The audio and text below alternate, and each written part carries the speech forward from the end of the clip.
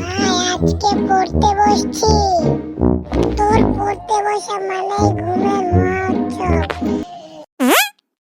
ওই রনি, তোকে একটা প্রশ্ন করি। কর। তাহলে বলতো, একটি সমুদ্রের মাঝখানে একটি লেবু গাছ আছে, তাহলে তুই সেই লেবু গাছ থেকে কিভাবে লেবু পেরে আনবি? ডানা দিয়ে উড়ে উড়ে। তোর পিছে ডানা কি তোর বাপে লাগাইবো? সমুদ্রের মাঝখানে লেবু গাছ কি তোর বাপে লাগাইবো? আরে ভাই, এখন আমার লাইফটা একটুও চলছে না।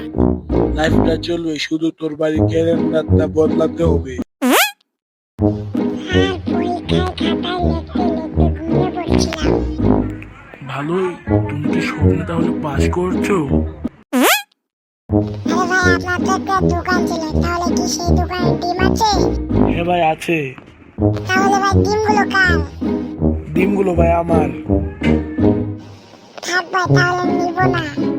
কেন ভাই? আমার